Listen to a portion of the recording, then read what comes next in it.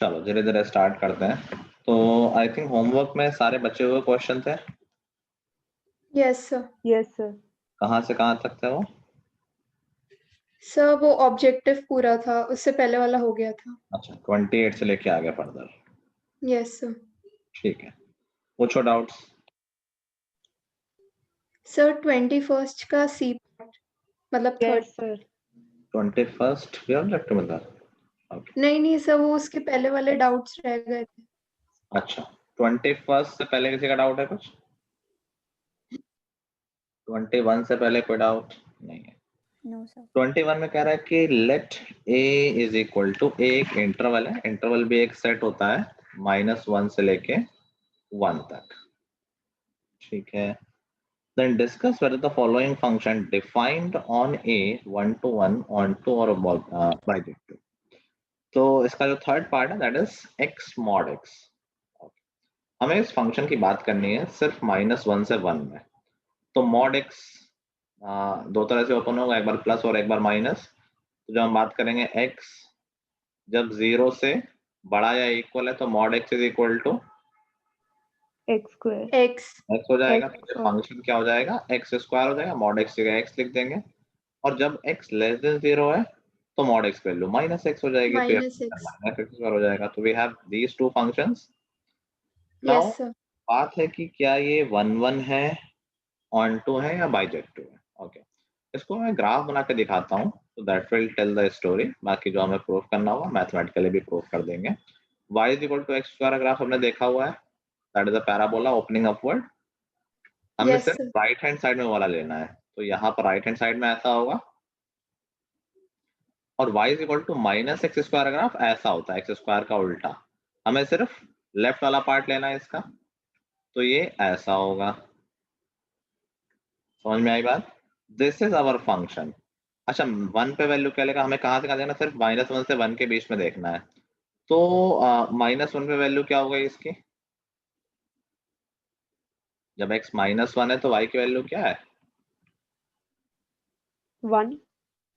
1 कैसे भाई, दिख नहीं रहा, नीचे वैल्यू है, जो रेड पोर्शन है वो नीचे है, नेगेटिव है ना। तो जब x -1 है तो y भी -1 है, और जब x 1 है तब y की वैल्यू 1। 1 है। क्या पहले तो क्या ये 1 1 फंक्शन है, दिख रहा है ग्राफ से? क्या हर एक डिफरेंट इनपुट के लिए एक डिफरेंट आउटपुट है? Yes sir. बिल्कुल है। So this is a 1 1 function for sure.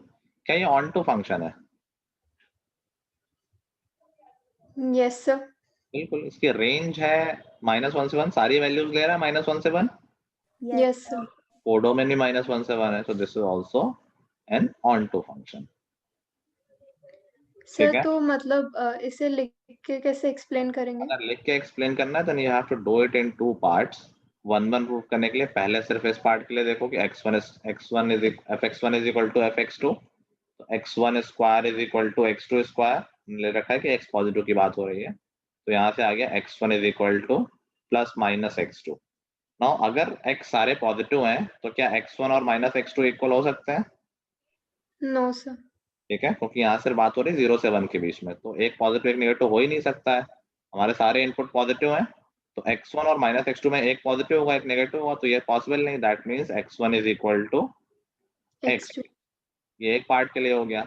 ऐसे ही अगर हम फंक्शन की बात करेंगे -1 से 0 में, इन दैट केस क्या आ जाएगा, fx1 इज इक्वल टू या fx3 is equal to fx4 कर देना, तो ये -x3 square is equal to -x4 square. फिर से वही कहानी कि सारे इनपुट नेगेटिव हैं, x3 is equal two plus minus x4, तो ये पॉसिबल ही नहीं है कि x1 is equal to -x4 हो जाए। इसको ऐसे लिख लो, x3 इज इक्वल टू, ऐसे इसको लिख लो कि x3 plus x4 is equal to 0। ये पॉसिबल ही नहीं क्योंकि सारे इनपुट्स नेगेटिव हैं, तो दो इनपुट का सम 0 हो ही नहीं सकता। तो यस सर। इक्वेशन पॉसिबल नहीं है। That means x3 is equal to x4, which implies कि -1 से 0 में भी ये फंक्शन 1 1 है, और 0 से 1 में भी ये फंक्शन 1 1 है। ठीक है, ठीक है सर। Yes sir. और ऐसे ही ऑन टू के लिए दो पार्ट में कर लेंगे कि y इज इक्वल टू, अगर एक्स स्क्वायर है, ये बात हो रही है 0 से 1 के बीच में, तो x की वैल्यू √y हो गई। Yes sir. ठीक है, और हम बोल सकते हैं कि for every x there exist a √y such that fx is equal to y, तो 0 से 1 का स्क्वायर भी 0 से 1 ही होता है और उसका रूट भी 0 से 1 ही होता है, मतलब 0 से 1 के सारे इनपुट के लिए स्क्वायर भी 0 से 1 के बीच में आएगा Yes, sir. और 0 से 1 की सारी वैल्यूज का रूट भी 0 से 1 के बीच में आएगा। तो हम ये इनवर्स वाली बात कर सकते हैं कि for every X there exist for every X in set A या first set there exist root Y in set B so that F of root Y is equal to Y. ठीक है, I think अगर ऐसा question आता है तो graph will be okay, वो भी बहुत लंबा नहीं है। अगर ये 1 या 2 नंबर में है तो you can just tell by the graph also. ठीक है सर। चलो नेक्स्ट आउट। सर 36। कौन सा बोला दीक्षा? सर 36। 36 से पहले किसी का डाउन? सर 30। 30 से पहले किसी का डाउन? 28 से पहले किसी का डाउन? ओके 28 कह रहा है late T be the set of all triangles in the Euclidean plane, Euclidean plane normal plane की बात हो रही है, and let a relation R on T be defined as ARB is A if A is congruent to B। ये तो मैंने example ही कराया है, तो बेसिकली लैंग्वेज से कंफ्यूज नहीं हो, कह रहा है ए और बी दो एलिमेंट इस सेट में तब रिलेटेड है, ए आर बी का मतलब है A is related to B if A is congruent to B. Basically दो ट्राइंगल्स तब रिलेटेड है जब वो कॉन्ग्रुएंट है। तो ये रिलेशन कैसा होगा, ये तो याद ही होना चाहिए, कैसा रिलेशन होता है ये? इक्विवेलेंस। इक्विवेलेंस। ये रिफ्लेक्सिव होता ही क्योंकि हर ट्राइंगल खुद से कॉन्ग्रुएंट होता है, सिमेट्रिक होता ही है। अगर ए और बी कॉन्ग्रुएंट है तो बी और ए भी कॉन्ग्रुएंट होंगे, और Yes, sir. ट्रांसिटिव भी होता है कि अगर ए बी कॉन्ग्रुएंट है बी सी कॉन्ग्रुएंट है तो ऑफ कोर्स ए सी भी कॉन्ग्रुएंट होंगे। So this is an equivalence relation. ठीक है, किसने, इशिका ने पूछा था ना ये कैसे? ये सर वो प्लेन में थोड़ा कंफ्यूज में हुआ, कुछ और होगा। कोई बात नहीं। नेक्स्ट आई थिंक 30 है। Yes, sir. The maximum number of equivalence relation on set A. Set ए में कितने इक्विवेलेंस रिलेशन हो सकते हैं? ओके रिलेशन की बात हो रही है, फंक्शन की नहीं। चलो तो ये तो सोचने वाली बात हो गई। अगर मैं बोलूं सिर्फ 1 1, क्या ये एक इक्विवेलेंस रिलेशन है?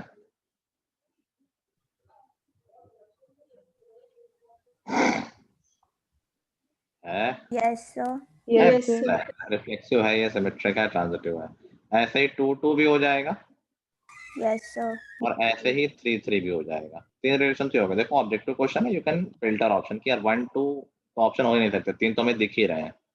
और देखो क्या हो सकता है, क्या 1 1 2 2 भी हो सकता है? Is this N equivalence relation? Yes sir. ये मुझे तो 5 से भी ज्यादा दिख रहे हैं, इसमें 5 ही ऑप्शन है। Yes, sir. 2 2 3 3 भी हो जाएंगे,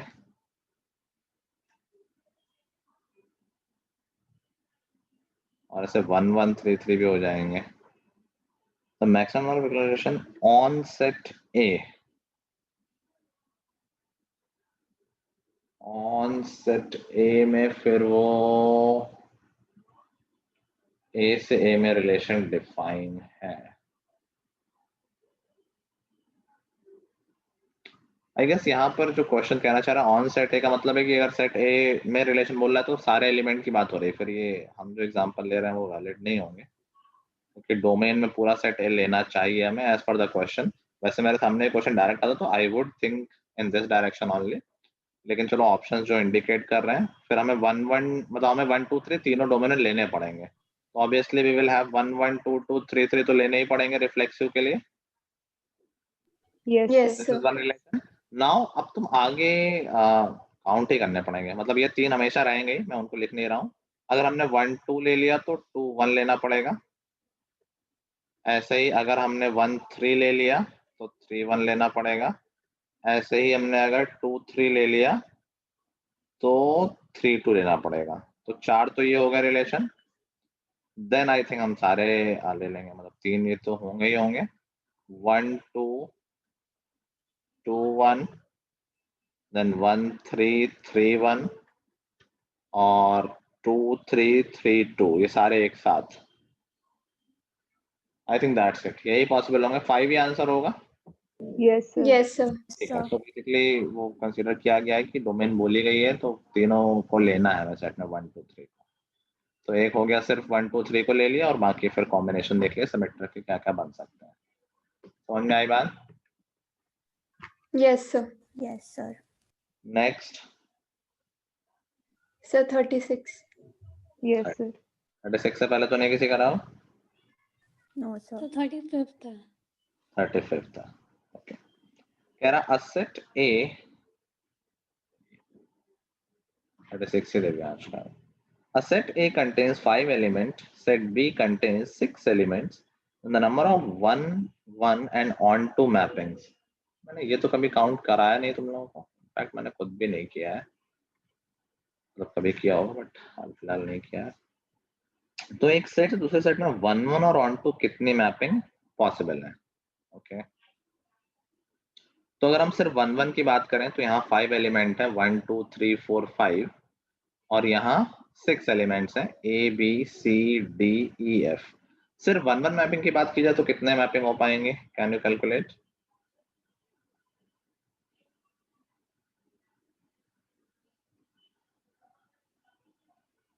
सिर्फ 1 1 मैपिंग की बात की जाए तो कितनी मैपिंग पॉसिबल है? ये अच्छा क्वेश्चन, एक्चुअली में ये ट्रिक क्वेश्चन है, इसमें कुछ करना नहीं है। क्या इसमें ऑन टू मैपिंग पॉसिबल है? No, sir. तो एक्चुअली क्वेश्चन में ये देख रहा है कि तुम डायरेक्टली, मतलब इसमें तुम्हें कुछ कैलकुलेट करना ही नहीं। जब बी में ज्यादा एलिमेंट है तो सारे एलिमेंट तो रिलेटेड हो नहीं सकते, इसे कोई ना कोई एलिमेंट खाली रहेगा। Yes, sir. Yes, sir. 1 1 onto 0 mapping होगी क्वेश्चन, इसलिए पूछा गया है। फिर भी बाई चांस बात उठ गई तो ये भी डिस्कस कर लेते हैं। अगर 1 1 मैपिंग पूछता तो कितनी पॉसिबल होती? देखो Sir.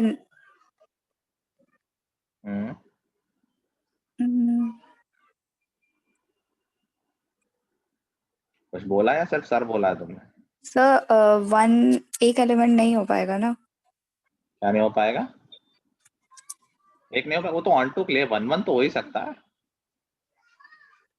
1 1 में थोड़ी जरूरी है कि सब लोग कंफर्म है। बी के सारे एलिमेंट हो सकते, मतलब ए के सारे एलिमेंट बी से हो सकते हैं। हाँ, असाइन अलग अलग वो भी डिफरेंट एलिमेंट की डिफरेंट इमेज होगी, तो कितने पॉसिबल रिलेशन बनाना?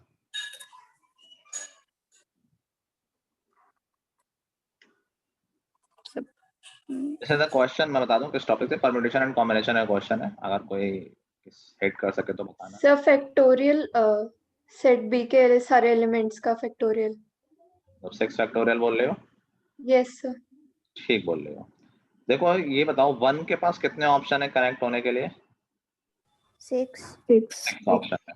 एक बार 1 किसी से कनेक्ट होगा तो फिर कोई और उससे नहीं हो सकता, नहीं तो वो मैनी 1 हो जाएगा। तो फिर नेक्स्ट के पास 1 का मतलब ये नहीं, मतलब ये इसका मतलब पहले एलिमेंट का, कोई पकड़ लो पहले। फिर सेकंड के बाद कितने ऑप्शन बचेंगे? 5 5, फिर 4, फिर 3, फिर 2, इतना ही है, तो हो जाएगा 6 फैक्टोरियल। ठीक है, अगर यहाँ पर 7 होते एलिमेंट बी में तो क्या होता? 7 फैक्टोरियल नहीं, इसलिए मैंने पूछा है।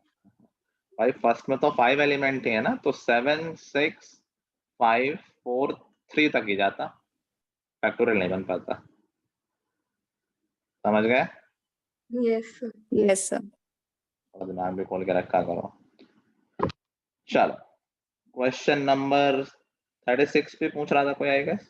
Yes, sir. 36 कह रहा है कि एक सेट A है उसमें n एलिमेंट है, एक सेट B है उसमें 2 एलिमेंट्स हैं, तो number of surjections from A into B, A से B में सर्जेक्शन का मतलब समझते हो? Onto function. A से B में कितने ऑन टू फंक्शन पॉसिबल है?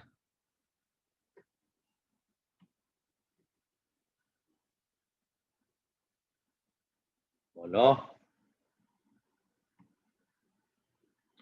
अच्छा ये छोड़ो, A से B में कितने फंक्शन पॉसिबल है ये बताओ पहले। एंड से तुम लोगों का एग्जाम ही गायब है ना, जो 12th में नहीं है वो तो पढ़ा ही नहीं है दोबारा कभी। इसमें n एलिमेंट है, इसमें 2 एलिमेंट्स हैं, how many functions are possible? यहाँ फंक्शन की बात हो रही है, सर्जेक्शन एक फंक्शन होगा, कितने फंक्शन पॉसिबल है इन दोनों सेट्स के बीच में? Sir, 2. तो दो ही फंक्शन पॉसिबल है, 1 2, चलो मैं एक दो नंबर लिख देता हूँ भाई, ए बी। एक फंक्शन ये हो गया कृति। Yes sir. सेकंड में मैं 4 को b से कर देता हूँ, 2 हो जाएंगे, मतलब ये ना हो कि 4 b से हो जाएगा। 4 यस ना अगर 3 b से होता तो वो तीसरा फंक्शन बन जाता, 3 ना हो के 2 b से होता तो वो चौथा बन जाता, 1 b से होता तो पांचवा बन जाता। बहुत सारे फंक्शन नहीं पॉसिबल है। हाँ सर। बताओ भाई कोई हो अगर एवरेज माइंड का भी, गधों से हट के। n की पावर m। एक तो इसमें m है नहीं, दोनों लिखे हुए हैं ना, n और 2 लिखे तो 2 की पावर n हो जाएगी। 2 to the power n, very good. भाई बताओ a के जो फर्स्ट एलिमेंट है उसके पास कितने ऑप्शन है कनेक्ट होने के लिए? n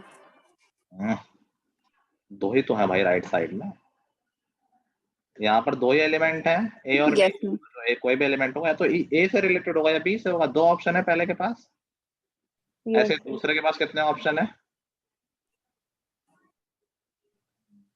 दूसरे के पास कितने ऑप्शन है? फिर से सर दो। 2 ही है, 2 चलता है। कितना कितने भी सेम से कनेक्ट हो सकते हैं ना, अभी हम कोई स्पेशल फंक्शन की बात नहीं कर रहे हैं। क्या हर एक एलिमेंट के पास 2 ऑप्शन है कनेक्ट होने के लिए? Yes, sir. Yes sir. So we have total 2 to the power functions from A to B. अब इतने इनमें से कितने फंक्शन सर्जेक्टिव होंगे, ऑन टू होंगे? Okay, anyone?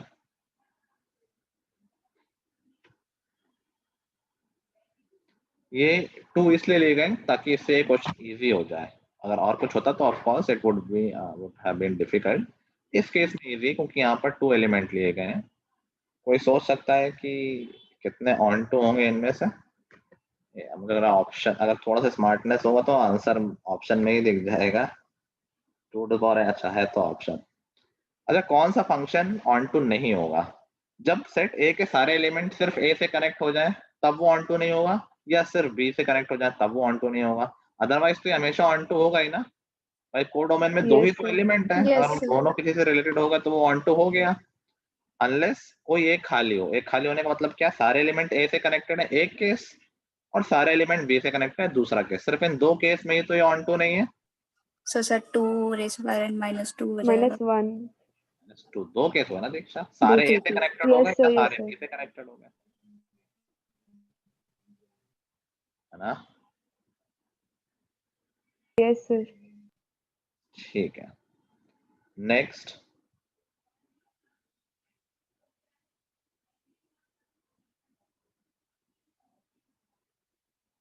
सर बट इसका आंसर वो नन ऑफ दीज पीछे है। नहीं सर यही है 2 की पावर n अच्छा। -2। ठीक से देखो दीक्षा, कृति। चलो नेक्स्ट आउट।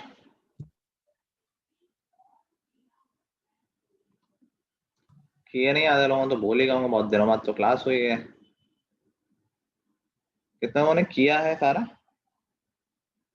सर सर हमारा मैं नहीं भी है। ऑब्जेक्टिव किए हैं, वो fill in the blanks last वाले नहीं करे। कितने दिनों से क्लास है? आई थिंक हमारी लास्ट क्लास, मतलब जो काम था वेडनेसडे को दिया था मैंने, आज ट्यूसडे। पूरे वीक में अगर इतने क्वेश्चन नहीं कर पाए तो क्या, वो भी रिवीजन टाइम चल रहा है।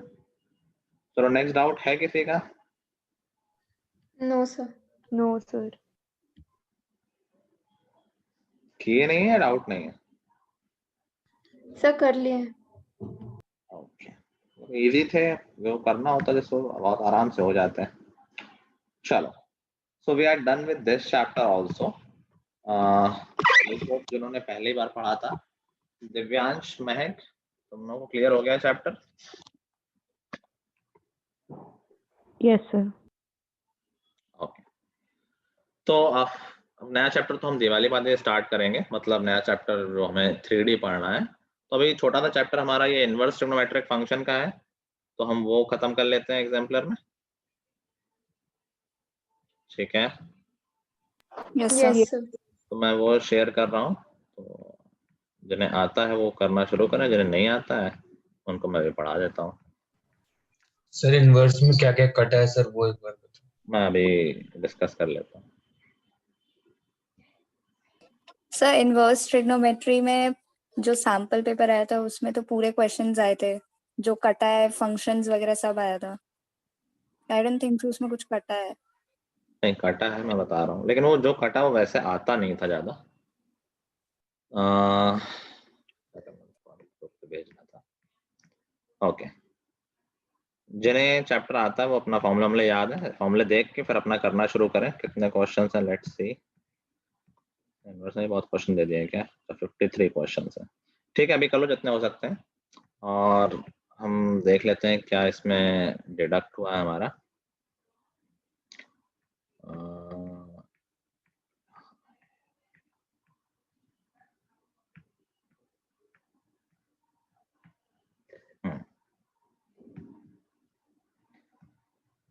इनवर्स से हमारा डिलीट हुआ है graphs of inverse trigonometric function. Graph वैसे भी नहीं आते थे, तो कोई खास फायदा हुआ नहीं है। Next is elementary properties of inverse trigonometric function. Properties अगर हटी हैं सो एलिमेंट्री प्रॉपर्टीज में हम क्या फॉर्मूले कंसीडर करें? I think domain range elementary properties क्या होती हैं भाई? आई गेस डोमेन रेंज की ही बात हो रही होगी। और अच्छा याद दिलाया, अभी तक हमने सैम्पल पेपर डिस्कस नहीं किया। 10th का तो मैंने करा दिया था, तुम लोगों का भी कराना है एक दिन। तो वैसे भी कुछ ज़्यादा इसमें पढ़ने का है नहीं, तो हम पढ़ ही लेते हैं। जो लोग पहली बार पढ़ रहे हैं वो देख लें कि इनवर्स फंक्शन से ही इनवर्स फंक्शन बना है। अब देखो इनवर्स भी सिलेबस से हट गया, लेकिन इनवर्स का चैप्टर पूरा है। तो देयर आर 6 ट्रिग्नोमेट्रिक फंक्शन जो हमने प्रीवियस क्लास में पढ़े हुए हैं। अब उनके इनवर्स इस साल हमने देखे। तो इनवर्स फंक्शन डिफाइन करने के लिए एक फंक्शन में दो प्रॉपर्टीज चाहिए होती हैं। किसी फंक्शन का इनवर्स तभी एग्जिस्ट करता है जब वो 1 भी होता है और ऑन टू भी होता है। तो ऑफ कोर्स जो हमारे ट्रिग्नोमेट्रिक फंक्शंस हैं they are neither 1 nor onto on usual case. तो हम क्या करते हैं कि हम सिर्फ रेस्ट्रिक्टेड एरिया में उस फंक्शन की बात कर लेते हैं, रेस्ट्रिक्टेड डोमेन में फंक्शन की बात कर लेते हैं। In that case, in that domain, जो हमारा फंक्शन होता है वो 1 और ऑन टू हो जाता है, और वहां हम उसके इनवर्स की बात कर लेते हैं। ठीक है, तो बेसिकली हमारे पास 6 फंक्शन है, हमें उनकी डोमेन और रेंज पता होनी चाहिए। एलिमेंट्री प्रॉपर्टी हटी है, I am not sure exactly इसका क्या मतलब है प्रॉपर्टी। लेट्स सी अगर बुक में लिखा हुआ है कुछ एलिमेंट्री प्रॉपर्टी हेडिंग में।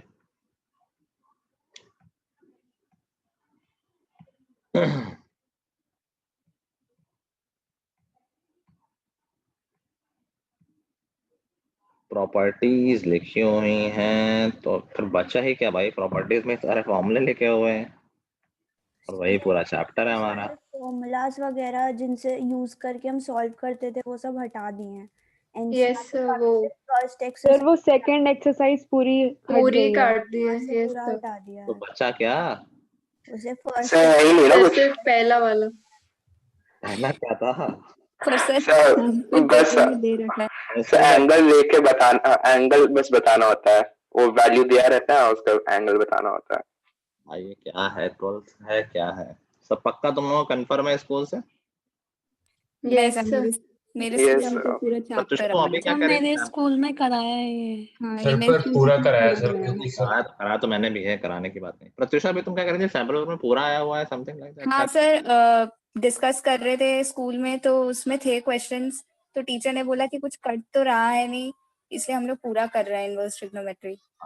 सैंपल मैंने डाला था ना एक ग्रुप पे, मैं देख लेता हूँ एक बार।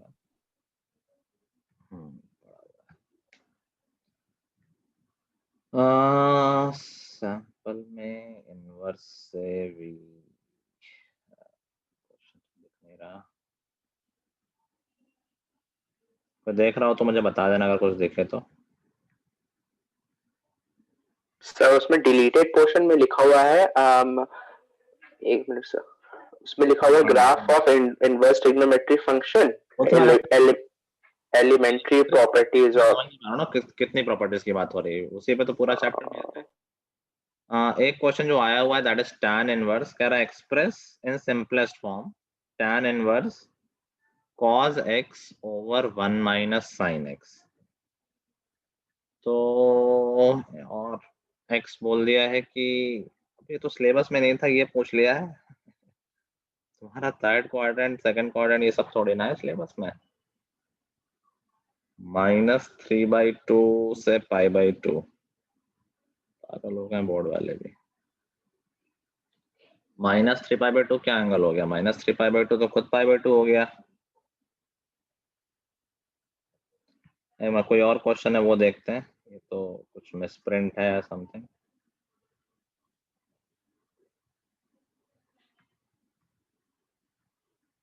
सर एनसीईआरटी में properties of inverse trigonometric function का लिखा हुआ और जो डिलीटेड पोर्शन में लिखा हुआ एलिमेंट्री प्रॉपर्टी लिखा हुआ, तो इसमें क्या अंतर होगा? सिलेबस में क्या लिखा हुआ है? प्रॉपर्टीज लिखा हुआ है सिलेबस में। जो डिलीटेड पोर्शन में लिखा हुआ है elementary properties of inverse trigonometric function, और एनसीईआरटी में जो सेक्शन है लिखा हुआ है उसका टाइटल है ये properties of inverse trigonometric function. वो तो मैंने देख ही लिया अभी, तभी तो कंफ्यूजन है, अदरवाइज कंफ्यूजन है। एलिमेंट्री है, एलिमेंट्री और प्रॉपर्टी सेम ही बात होनी चाहिए। वैसे तो और कोई क्वेश्चन ही नहीं दिख रहा है पेपर में। प्रत्युषा, कौन से क्वेश्चन डिस्कस हो रहा है? एक ही तो क्वेश्चन दिख रहा है। सर शायद एक ही किया था हम लोग ने, बहुत पहले की, उस टाइम जब आया था तब किया था। और वो भी गलत लिखा हुआ, उसमें x तो अलग ही लिखा हुआ है, अदरवाइज तो डायरेक्टली सॉल्व हो हाँ। जाएगा। चलो ठीक है, उतना ही कर लेते हैं। आई थिंक उतना ही आएगा जो फर्स्ट एक्सरसाइज है, जितना मुझे समझ में आ रहा है। तो बेसिकली सबसे पहले तो हम बात कर लेते हैं कि इनवर्स फंक्शन की डोमेन और रेंज क्या होगी, रेस्ट्रिक्टेड डोमेन क्या होगी। तो एज आई वाज टेलिंग कि इन फंक्शंस को रेस्ट्रिक्ट किया गया है कि यहाँ से यहाँ ही डिफाइन करेंगे तभी ये 1 1 और 2 होंगे, और वहीं पर उनके इनवर्स एग्जिस्ट कर पाएंगे। ठीक है, तो हम सबके डोमेन और रेंज याद कर लेते हैं तो आसानी होगी हमारे लिए। तो साइन इनवर्स x हो गया जैसे, तो उसकी डोमेन क्या हो जाएगी? तो साइन x की रेंज होती है, याद है सबको सर जो लोग पढ़ रहे हैं? हाँ, सर ये एग्जाम्पलर में कैसे पता चलेंगे कौन से प्रॉपर्टीज से करने हैं और कौन से वाले? एग्जाम्पलर में पता चल जाएगा, इसमें क्या ही है। फॉर एग्जाम्पल क्वेश्चन दिखाओ मुझे।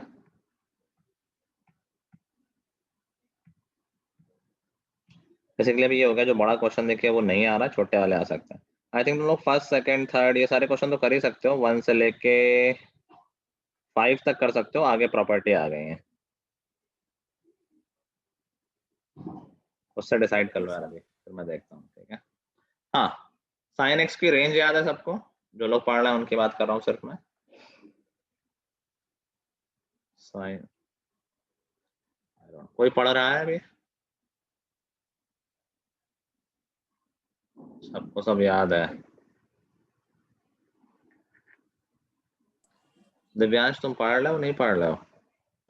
सर मैं आदित्य पढ़ रहा, ओके। और कोई पढ़ रहा आदित्य के अलावा? सर मैं भी पढ़ रहा हूँ। तो बोल क्यों नहीं रहे हो? और कोई पढ़ रहा है? 2 लोग पढ़ना है। अरे तुम्हारी आवाज नहीं आ रही, I think you are trying to say, तो बात करो ना फिर। साइन एक्स की रेंज नहीं याद है? साइन की वैल्यू सिर्फ -1 से 1 होती है, तो साइन इनवर्स जो रेंज होगी फंक्शन की वो इनवर्स की डोमेन हो जाएगी। तो साइन इनवर्स एक्स की डोमेन होगी -1 से लेके 1 तक, और इसकी रेंज होती है, देखो अभी हम डिटेल में नहीं जा रहे हैं, अभी तुम लोग इसको अच्छे से याद कर लो। तो साइन इनवर्स एक्स की रेंज हो जाएगी -π/2 से π/2। अब देखो जो एक जैसे फंक्शन होते हैं मैं उनको एक साथ लिख रहा हूँ, उस ऑर्डर में लिख रहा हूँ जिसकी तुम्हें हैबिट है। साइन और कॉसेक याद करो, साइन इनवर्स और कॉसेक इनवर्स एक्स की रेंज सेम होगी। Range is more important for us, क्योंकि रेंज में आंसर हमें देना होगा। इसकी रेंज भी -π/2 से इसमें 0 नहीं होगा, तो -π/2 से π/2 में लिख दे रहा हूँ, और एक्सेप्ट 0 नहीं आएगा इसकी रेंज में, क्योंकि कॉसेक 0 के लिए डिफाइन नहीं होता है। ठीक है, डोमेन क्या हो जाएगी? तो जो कॉसेक की रेंज वो कॉसेक इनवर्स की डोमेन। तो कॉसेक की रेंज होती है -1 से 1 को छोड़कर सब कुछ, कॉसेक हमेशा 1 से बड़ा होता है, तो उसकी डोमेन होगी -∞ से -1 यूनियन 1 पे इक्वल होता है 1 to ∞। डोमेन थोड़ी सी कम आ रही तो कोई दिक्कत नहीं है, रेंज याद रखना। और ऐसे ही टैन हो जाएगा, टैन इनवर्स, मैंने इन तीनों का साथ इसलिए लिखा है कि इन तीनों की रेंज एक जैसी होती है। टैन इनवर्स की रेंज भी -π/2 से π/2 हो जाएगी। ठीक है, और ऐसे ही बाकी तीनों फंक्शन की रेंज 0 से π हो जाएगी। सर tan में तो ओपन ब्रैकेट रहता है ना सर, मतलब वैसा वाला। हाँ हाँ सही बोला, tan में ओपन ब्रैकेट रहता है। बाकी तीनों फंक्शन की हम बात करेंगे, cos inverse x, sec inverse x और cot इनवर्स x, इन तीनों की रेंज 0 से पाई हो जाएगी। क्लोज रहेगा। सेक इनवर्स भी 0 से पाई हो जाएगा। बस हमें ध्यान रखना है कि सेक कहाँ पर डिफाइन नहीं होता, याद है? सर π/2 पे। π/2 पे। जहाँ पर cos 0 हो जाएगा वहां पर सेक डिफाइन नहीं होगा, तो जब सेक डिफाइन नहीं तो सेक इनवर्स भी नहीं, तो π/2 हटा दो। और ऐसे ही कॉट की 0 से पाई, जहाँ पर 0 होता है ना, पाई भी क्लोज रहता है, मतलब ओपन रहता है, सॉरी। ओपन रहेगा। और कॉट भी 0 पे डिफाइन नहीं होगा ना शायद, sine cot is cos upon sine, तो 0 पे डिफाइन नहीं होगा। ठीक है, रेंज याद कर लोगे। देखो ये बीच के पॉइंट भूल जाओगे तो भी चल जाएगा, इतना मोटा मोटा ध्यान रखो कि किन फंक्शंस की रेंज -π/2 से π/2 होती है और किन फंक्शंस की रेंज 0 से पाई होती है। क्लियर है?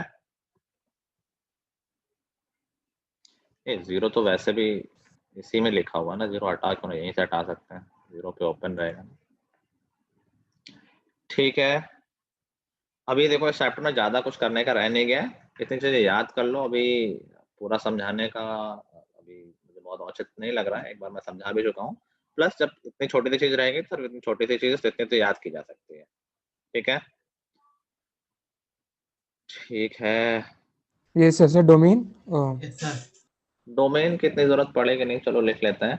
tan की रेंज ऑल रियल नंबर्स होती है, तो tan इनवर्स की डोमेन ऑल रियल नंबर्स हो जाएगी। cos की रेंज -1 से 1 होती है, तो cos इनवर्स की डोमेन -1 से 1 हो जाएगी। sec की रेंज cosec जैसी होती है, तो इसकी डोमेन भी cosec जैसी हो जाएगी, -∞ से -1 यूनियन 1 से इंफिनिटी। और cot की भी रेंज ऑल रियल नंबर्स होती है, तो इसकी डोमेन भी ऑल रियल नंबर्स हो जाएगी। ठीक है, yes sir. Now I think जो क्वेश्चन हम आएंगे तो सिर्फ दो तरह के क्वेश्चन है। एक तो वो डायरेक्टली वैल्यू पूछेगा कि बताओ साइन इनवर्स 1/√2 क्या होगा। ये बेसिक 10th वाले भी कर सकते हैं, टेबल से वैल्यू देखनी, आंसर बताना है। साइन इनवर्स 1/√2 क्या होना चाहिए, क्या होना चाहिए? π/4। π/4। साइन π/4 1/2 होता है, तो साइन इनवर्स 1/√2 होता है, तो साइन इनवर्स 1/√2 π/4 हो जाएगा।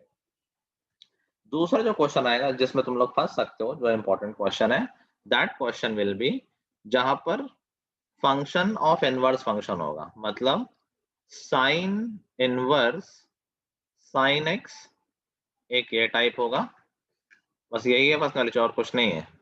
दूसरा होगा sine of sine inverse x. ठीक है, अब देखो इन दोनों को करने में किन बात का ध्यान रखना है।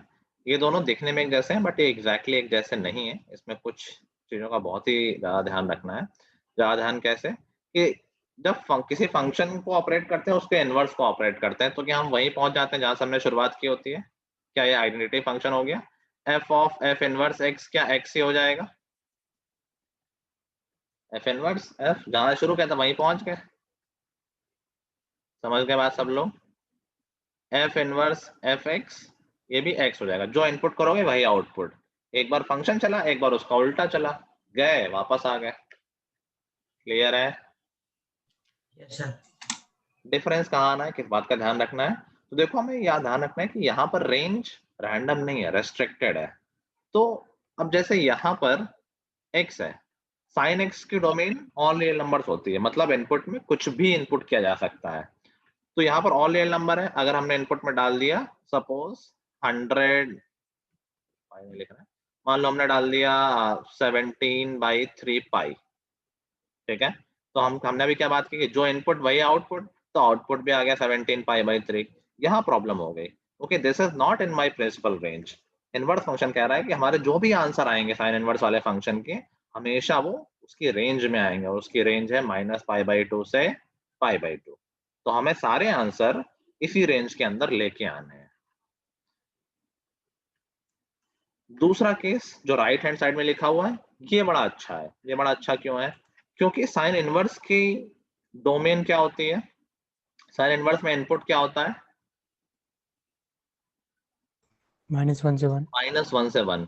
-1 से 1 ऑलवेज हमारी प्रिंसिपल रेंज में लाई करता है। हमारी प्रिंसिपल रेंज है -π/2 से π/2। मतलब जब भी आउटपुट आए तो -π/2 से π/2 के बीच में आए। -π/2 नंबर में कितना होता है? पाई की वैल्यू होती है 22/7 या 1.57, हाँ सॉरी 3.14।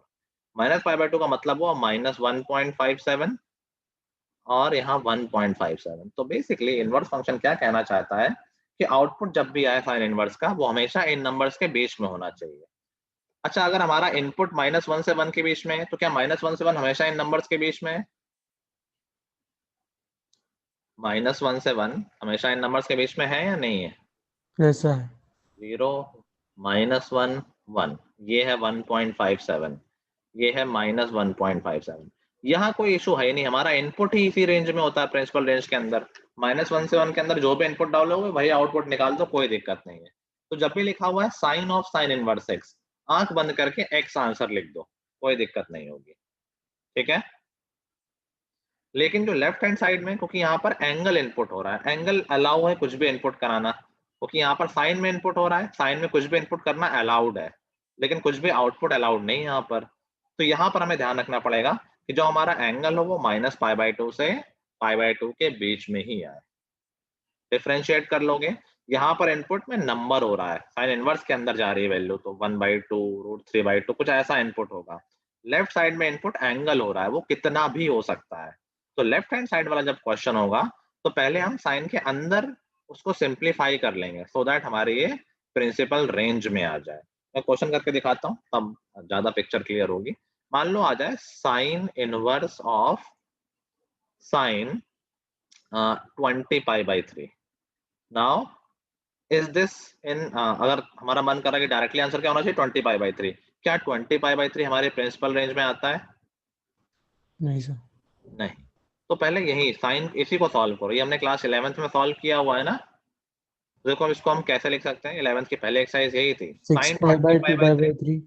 पहले इसको मिक्स फ्रैक्शन में लिखा करो। मिक्स फ्रैक्शन में करेंगे 20/3 को, तो हो जाएगा 6/2/3, मतलब ये हो गया 6π + 2π/3। समझ में आई बात सबको? नाउ सब भूल ही गया होगा इनफैक्ट, 2π का चक्कर एक कंप्लीट सर्कल होता है, तो किसी भी एंगल से हम 2π ऐड कर सकते हैं, सब्ट्रैक्ट कर सकते हैं, उससे कोई फर्क नहीं पड़ता है। ठीक है? तो साइन 6π + 2π/3 है, तो 2π 2π 2π मिलके 6π होते हैं, हम 6π पूरा पूरा सब्ट्रैक्ट कर सकते हैं, कोई फर्क नहीं पड़ेगा। Yes sir. ठीक है? 2π/3। तो ये हो गया साइन इनवर्स साइन 2π/3। क्या अभी हमारी प्रिंसिपल रेंज में आ गया ये?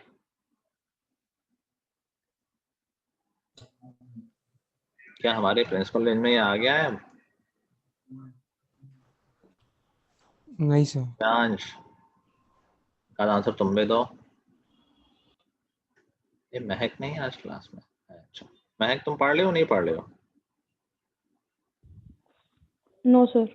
अच्छा ठीक, अभी भी ये प्रिंसिपल रेंज में नहीं है। हमारी प्रिंसिपल रेंज है -π/2 से π/2, बट ये तो हमें कन्वर्ट करना आता है। साइन 2π/3 को हम ऐसे लिख सकते हैं, साइन π - π/3। सेकंड क्वाड्रेंट है, जो लोग भूल गए हैं, कोई भी एंगल सेकंड क्वाड्रेंट में होगा उसको पाई माइनस समथिंग लिख देंगे, थर्ड क्वाड्रेंट में होगा तो पाई प्लस समथिंग लिख देंगे, फोर्थ क्वाड्रेंट में होगा तो 0 माइनस लिख देंगे। 2π माइनस होता है पूरा सर्कल और माइनस, 2π को 0 भी लिख सकते हैं तो 0 - थीटा। ठीक है? तो ये एंगल सेकंड क्वाड्रेंट में था, इसको हम पाई माइनस समथिंग लिख सकते हैं। हमने देखा तो साइन पाई - π/3 लिख सकते हैं। फॉर्मूले याद होने चाहिए, साइन पाई - थीटा होता है साइन थीटा, तो ये हो गया साइन π/3। क्या अब ये हमारी प्रिंसिपल रेंज में है? Yes sir. Yes, sir. हमारा आंसर आ गया π/3। ठीक है? उल्टा क्वेश्चन होता साइन ऑफ साइन इनवर्स, तुम ये देखते ही मुस्कुरा सकते हो कि आप कुछ भी डाल दो, हमें कोई दिक्कत नहीं, आंसर हम डायरेक्टली लिख देंगे। इसकी वैल्यू √3/2, बिना देखे तुम डायरेक्टली आंसर लिख सकते हो। जब एंगल इनपुट में हो तो देख के करना कि आंसर शुड बी बिटवीन -π/2 से π/2। उन तीनों का तुमने पहले 3 लिखे थे, बाकी तीनों का 0 से पाई के बीच में होना चाहिए। ठीक है? ऐसे ही कुछ बेसिक फॉर्मूले हैं जो आई डोंट नो हटे या नहीं हटे, बट हम साथ साथ सीख सकते हैं कि अगर साइन इनवर्स के अंदर नेगेटिव वैल्यू है, ये भी देखो सेम पेयर में है इन तीनों के लिए, इन तीनों के लिए अगर हम बोलेंगे कि sine inverse minus x, negative value है तो नेगेटिव वैल्यू को बाहर ले लो, माइनस साइन इनवर्स एक्स, कोई दिक्कत नहीं है, ठीक है। बाकी तीनों में अगर माइनस अंदर आ रहा है, ये आएगा कॉज इनवर्स माइनस एक्स, इसके लिए फॉर्मूला लगेगा pi minus cos inverse x. बहुत गलती होती है, बहुत बेसिक होता है। कीप इन माइंड कि जब इनवर्स के अंदर नेगेटिव जाएगा तो पहले तीन साइन कॉसेक और टैन में है तो सीधा माइनस बाहर आ जाएगा, अगर बाकी तीन में माइनस अंदर है तो वो पाई माइनस के बाद आएगा बाहर। लिख लो, फिर मैं एग्जांपल देता हूं।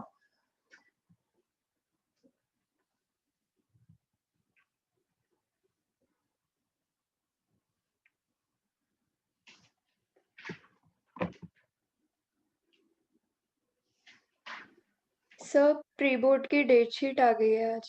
कब से है? सर 1 दिसंबर और पहला ही मैथ्स है। अच्छा, कितने प्री बोर्ड है तुम्हारे? सर मतलब 2 होते हैं और थर्ड मतलब वो जो दे सकता है वो उनके लिए। ये अच्छा है, 2 तो सफिशिएंट है, 1 भी चल जाएगा, 2 तो चलो मैक्सिमम होगा, कुछ जगह 3 भी होते हैं वो कुछ ज्यादा ही हो जाता है। Yes sir. एनीवे ठीक है, तब तक हम 3D खत्म कर लेंगे, दिवाली के बाद आते हैं हम 3D शुरू करेंगे। चलो लिख लिए सर, ये फॉर्मूले लिख लिए हैं तुम लोगों ने। अब इनका देखो ऑपरेट कैसे करना है कि मान लो आ जाए साइन इनवर्स माइनस 1/2, कोई दिक्कत नहीं, सीधे माइनस बाहर लगाओ, तो minus sine inverse 1/2। Sine inverse 1/2 क्या होता है? साइन इनवर्स 1/2 क्या होता है? π/6। π/6। आंसर आ गया, खत्म बात, ठीक है। अगर यही चीज कॉस के साथ होती तो डायरेक्ट बाहर नहीं निकालना है, कॉस इनवर्स माइनस 1/2 तो हो जाएगा पाई माइनस, अब माइनस को भूल जाओ, कॉस इनवर्स 1/2। कॉस इनवर्स 1/2 क्या होता है?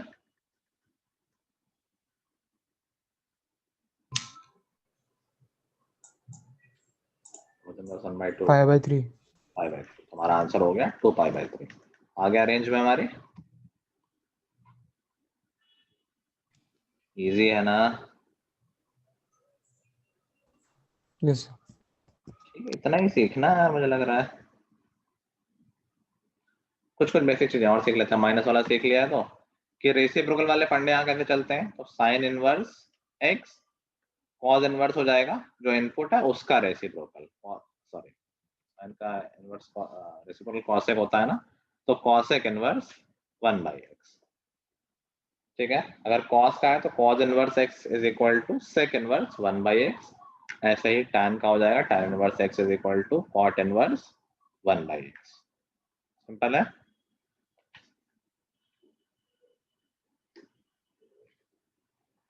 ठीक है, यस।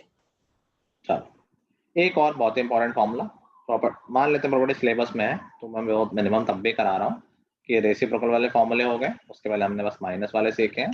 ये जो बहुत क्वेश्चन पहले आता था 1 मार्क में आता था, sign inverse x plus cos inverse x, इसकी वैल्यू होती है π/2। जो कॉम्प्लीमेंट्री एंगल्स हुआ करते थे, कॉम्प्लीमेंट्री वाले पेयर से याद है, साइन कॉस था, tan कॉट था और सेक कॉसेक था। इस पे बेस्ड बहुत क्वेश्चन आते थे, हर साल आता था 1 मार्क में question. tan inverse x plus cot inverse x is equal to π/2, और तीसरा sec inverse x plus cosec inverse x is equal to π/2, ठीक है। कई बार ये दिखता नहीं कि क्वेश्चन इस पे बेस्ड है, वो इस तरह से कह देता है कि यार sine inverse x plus cos inverse 3 is equal to π/2, ठीक है। सिर्फ इतना लगाना है कि यार π/2 सम कब होता है जब साइन इनवर्स और कॉस इनवर्स में इक्वल वैल्यू होती है, मतलब 3 तो पॉसिबल है, इसका मतलब x इज इक्वल टू 1/3। समझ गए? बहुत ही बेसिक फॉर्मूले, बहुत ही सिंपल फॉर्मूले हैं, तो ये सोच के कि सिलेबस में नहीं है, बाई चांस कुछ आ गया तो रिस्क लेने की जरूरत नहीं है, कुछ करना ही नहीं है इसमें। कॉम्प्लीमेंट्री एंगल याद करो, क्लास 10 में सीखा था, sine 90 minus theta is equal to cos theta, sine cos complementary, tan cot complementary, और sec cosec कॉम्प्लीमेंट्री।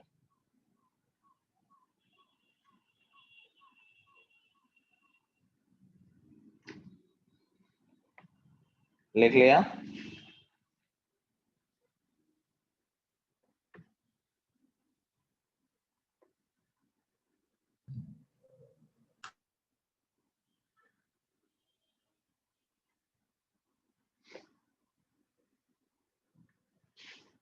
और जो एक और फॉर्मूला होगा, ये पूरा सिलेबस है, बिना डिलीटेड वाला भी बता रहा हूँ, तो सब कुछ कवर हो गया है। tan inverse x plus tan inverse y, तो tan a प्लस b याद करो, बिल्कुल वैसे फॉर्मूला है। तो tan inverse x plus y over 1 minus x y, याद है, tan a plus tan b over 1 minus tan a tan b, ठीक है, ऐसे माइनस वाला हो जाएगा। और एक लास्ट चीज ये कि हम जैसे याद करो कि अगर हमें एक ट्रिग्नोमेट्रिक रेशियो पता होता था तो we could find all the trigonometric ratios using Pythagoras. अगर मुझे साइन थीटा पता है तो क्या मैं सारे रेशियो निकाल सकता हूँ? इसको p माना, इसको h माना, सारे निकल जाते थे।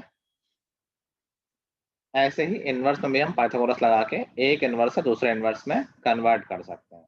इस साइन इनवर्स 3/5 लिखा है तो I can convert it into cos inverse, again using trigonometry. Sine है तो इसको p और इसको h माना, तो इसी को हम लिख सकते हैं कॉस इनवर्स 4/5, ठीक है। इसी को हम लिख सकते हैं tan इनवर्स 3/4। बात समझ में आ रही है? तो these all are basic things. ये प्रिंसिपल वैल्यूज निकालना, ये ट्रिग्नोमेट्री देखो उसमें नहीं आएगी रिड्यूस सिलेबस में। इस तरह के क्वेश्चन आ सकते हैं कि तुम्हें साइंस या कॉस में किसी में चेंज करना हो, just use trigonometry for it. ठीक है, चलो हो गया। फिर कितने क्वेश्चन तुम लोगों ने कर लिए हैं, कहाँ तक? Sir 6th। सर 6th पे अभी 6 पर हो।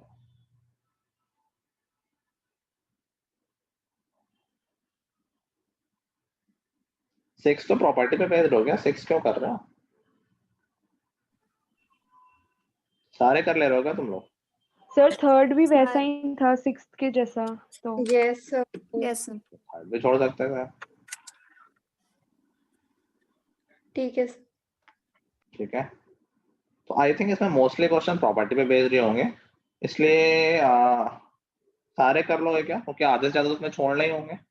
कल हम इसको रैप अप कर लेंगे, या सर जो कुछ कल क्लास में भी कर सकते हैं, या ऐसा करो 1 से हम 6 तक तो हो ही गए थे ना, क्लास में कितने कर पाएंगे, छोटे छोटे तो सारे हो ही जाएंगे।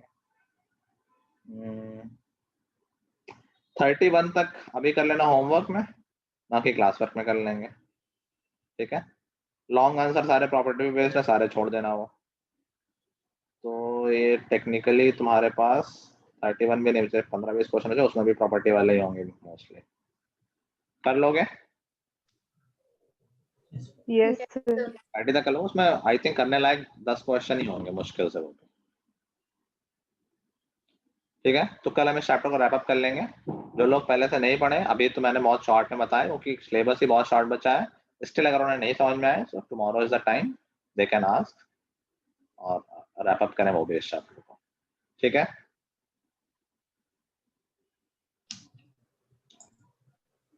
चलो आज इतना ही, फिर कल यहीं से कंटिन्यू करते हैं। चलो good bye everyone, have a good day. Thank you sir. Thank you sir. Thank you sir.